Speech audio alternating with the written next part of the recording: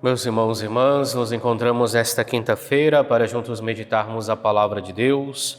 Hoje, dia 16 de fevereiro, da sexta semana do Tempo Comum.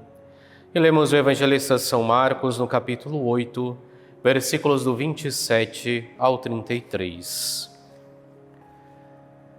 Naquele tempo, Jesus partiu com seus discípulos para os povoados de Cesareia de Filipe. No caminho, perguntou aos discípulos: Quem dizem os homens que eu sou? Eles responderam: Alguns dizem que tu és João Batista, outros que és Elias, outros ainda que és um dos profetas.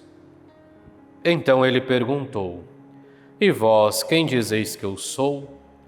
Pedro respondeu: Tu és o Messias.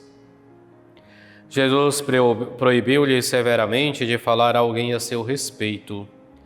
Em seguida começou a ensiná-los dizendo que o Filho do Homem devia sofrer muito, ser rejeitado pelos anciãos, pelos sumos sacerdotes e doutores da lei. Deveria ser morto e ressuscitar depois de 3 dias. Ele dizia isso abertamente. Então Pedro tomou Jesus à parte e começou a repreendê-lo.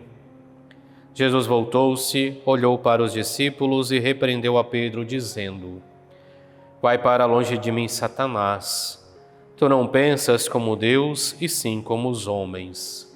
Palavra da salvação, glória a vós, Senhor. No Evangelho de hoje nós vemos Jesus que põe aos discípulos a pergunta, dizendo: Quem dizem os homens que eu sou? E ali vemos aquelas diversas respostas que são dadas pelos discípulos. Alguns dizem que é João Batista, outros que é Elias, ou ainda que é um dos profetas. Reconhecem já em Jesus uma pessoa importante, porque o comparam a João Batista, o comparam a Elias, o chamam de profeta. Mas essa resposta ainda não agrada a Jesus. E é por isso que ele volta-se para aqueles que caminharam com ele, que viveram com ele todo o período da sua vida pública e diz: E vós, quem dizeis que eu sou? Vemos logo em seguida a resposta de Pedro: Tu és o Messias. Mas, no entanto, percebemos que Pedro não havia compreendido plenamente o messianismo de Jesus, porque depois que Jesus anuncia a sua paixão, morte e ressurreição, vemos Pedro que o repreende para que isso não aconteça, porque nas expectativas dos discípulos ainda estava aquela expectativa de um Messias que viria com um braço forte, que iria tirar a dominação do Império Romano sobre o reino de Israel e iria restaurar mais uma vez então o reino religioso que ali se fazia presente. Jesus, no entanto, vem nos recordar que o seu messianismo é completamente outro. Ele não vem para nos libertar das amarras deste mundo, ele não nos vem para nos libertar de amarras humanas, mas vem para nos libertar do pecado. Por isso vence a morte, e vencendo a morte traz-nos a vida. E assim vemos então que também nós, no dia de hoje, após a caminhada que fizemos com Cristo, somos convidados a responder a esta pergunta: quem dizemos ser Jesus? Quem dizemos ser o Filho do Homem?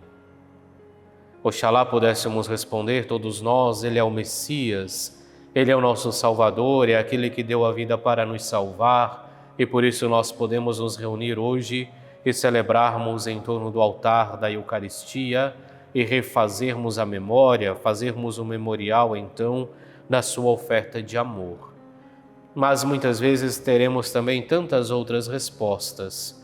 Veremos em Cristo um curandeiro, veremos em Cristo alguém que deve suprir as minhas necessidades, veremos em Cristo alguém que eu recorro somente nos momentos de dificuldade. No entanto, não deveria ser assim.